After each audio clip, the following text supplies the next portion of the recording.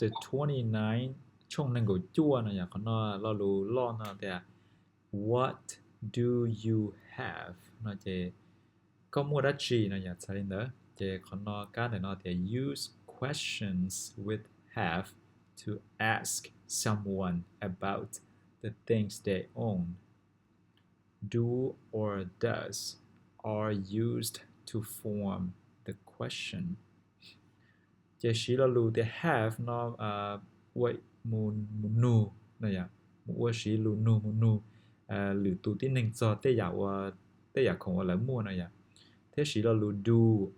or does nó nhà do yo chỉ đó ya bắt ta biết được cái bên này à ya I you we they nó chỉ là lù do thế have nó thế chỉ mà ya thì he she it nó chỉ là lù has thế does nó nè okay xử lý sau nên ngồi chú ý nó chỉ thì asking have questions thì ta chỉ nó bé chỉ là lù have nó cho một nu or lù nu nó vậy chỉ bé chỉ là lù have nó chỉ bên chỉ là lù do or does nó đầu tiên nó vậy xử lý nhớ chắc nó chỉ you nó chỉ là lù have thế chỉ là lù thôi you have a TV là chỉ a TV nó chỉ mỗi quấy là lù nú nó chỉ bé chỉ là lù du nó vì tiệt còn nó là you nó vậy I you we they nó chỉ là do nó vậy chỉ thế chỉ tiệt do you have a TV nó vậy có bốn mỗi lù TV chỉ còn nó là mỗi số ít cái lù nú một nú lù tu nó vậy hoặc sát tận nó chỉ bé chỉ là lù does vì tên nó là she nó vậy nó chỉ she has a TV nó chỉ nữ mỗi lúc TV đó chỉ bé nu lu nu nó chỉ does she have a TV nó vậy nu lên đó thao mũ này của chua ó nó chỉ hai giờ cho vocabulary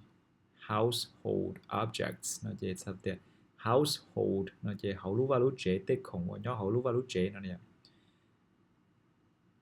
thì lú no do lú toaster nó chỉ do ít lú chi này vậy cho tên nhà xử lý cái chi tên bánh mì lo một đôi chín cái đâu tên nó chỉ lú no do lú chi tên nữa vậy microwave nó chỉ do ít lú thau u thau nó có số washing machine nó chỉ lú ăn số con dở dishwasher nó chỉ lú rửa tay từ tay điện của nó kettle nó chỉ lú lú này lú câu thấu đấy plate nó chỉ lú lú tỉ lú tài này và nửa chỉ to này chỉ lú tài to bowl nó chỉ lú tài to cup nó chỉ lú khó silverware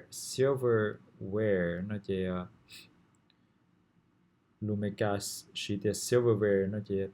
tàn trò bét trả nó cho đầu trả địa lô trả này địa lại lô trả cho nó nhau kể chỉ là cái silverware này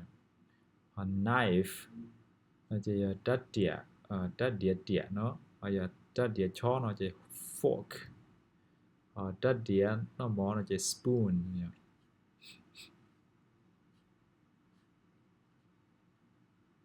okay gì mà nên có chua bé nó chỉ rewrite the sentences as questions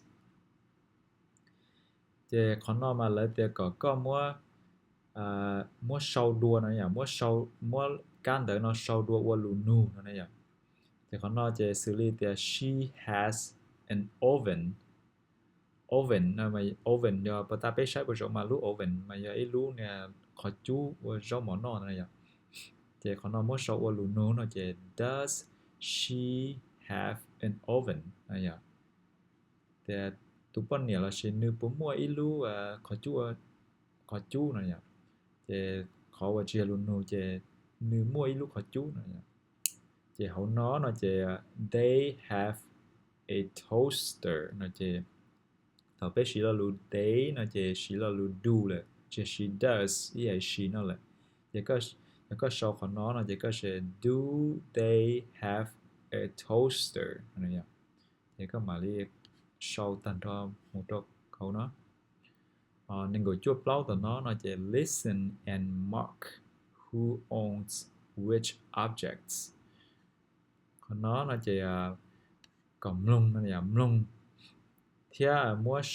mua sau ấy tụ lên nó sẽ lên từ tụ chữ đỡ khó khổng để nó này giờ thì mà đi xa đâu có mlung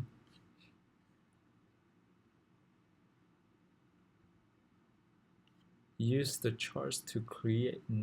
correct sentence. Okay, còn nó ít nhiều nhua là chế bé chỉ một còn nó bé thọ còn nó một skip còn nó một trâu năng够chua trâu nó chế chỉ the short answers to have questions. lo lu tế và chỉ lo lu tế lu lu một trâu một trâu lo lu the have nó này à the mua này You can give a short answers to have questions using do and don't. Xử lý còn nó nói là do you have a microwave? Thì có bộ mua ý lu thâu mỏ này nhỉ. Thì có tế lo lu nu đến tên để nó chỉ có tế có lu nó chỉ có chỉ đi tế hay thì yes I do là she no I don't nó chỉ khó tế lu nu có lu nó này nhỉ. Okay, khó nên gọi chua xá nó chỉ look at the picture and write short answers to the questions. Nó để gì con chia cho lù hậu non này ạ, cho chia cho nên đua để no chỉ có sau cho lù tế trong để no này ạ, tất chỉ sau cho lù tế và có lù giống như là khó nhục qua sai thành thôn này ạ. Yes I do là she no I don't này ạ. Vậy còn nó lại lo luôn nô tiền do you have a kettle nó chỉ yes I do nó có bún mua lú nó có thấu đề nó chỉ cũng mua nó vậy còn nó giờ thì mua trong đó nó chỉ do you have a fork có bún mua trái địa chó nó vậy thì có tế là she no I don't là she yes I do là ní chỉ chậu vậy ní cho ta vậy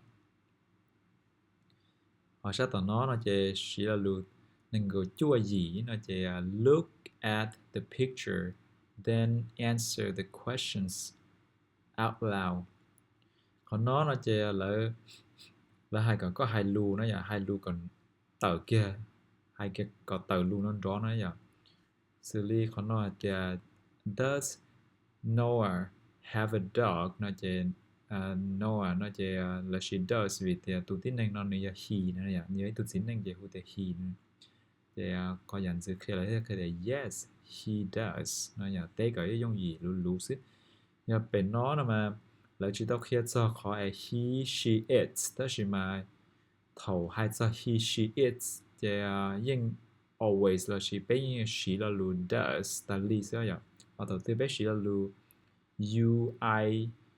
là she they tên nó chỉ we tên nó chỉ bên always là she là lu do ta lý này nhỉ thì còn nó là thế she tụi chính nên nó giờ does là chỉ thế she là lu does nữa nó thì còn nó tan thoa cho nó hỗ trợ does tan thoa dĩ mô nên gọi chua là chỉ have got questions and answers bây giờ chỉ ta chỉ nói bé bắt ta bé được cỡ cho khỏi have got ta chỉ ta chỉ nói chỉ bé she lu nu thế lu tê nó giờ là trâu khỏi have got nó ok nó giờ xử lý các lũ lo để nó thì have you got a microwave nó giờ có bố mua lu thấu mỏ là chỉ lu microwave nó nhỉ thì tế thì yes I have là chỉ no I haven't nó nhỉ thì tế cho lu nu chỉ là lu have got nó thì có lu nu hay thì nhóm để nó ta chỉ là lu tế lu nhớ sao nó nhỉ ok một trong khả năng của chua cẩu nó chỉ là sao thì rewrite each have questions using have got nó nhỉ thì là từ cả bé đã có một sau đua chỉ là lu have got nó cho hậu lo lu nu nó nhỉ chỉ khó dành sự kia cho nhóm từ nó thì do you have a cat thì có bốn mươi tụi mi nó nhỉ thì have you got a cat nó nhỉ chỉ sau lu tê đó chỉ mà đã có một sau lu nu chỉ là lu have got này ya. Okay. Do you have a cat? Cho lu nu với dùng gì sẽ chỉ sau nó sẽ đó chỉ mà ya một lòng mu have got nó chỉ sau nó là ya. Have you got a cat? Này ya. Chỉ khó ý một giờ trâu họ nó chỉ có khó học một có ủa họ sẽ tao nó chỉ say the answers out loud filling in the gaps nó chỉ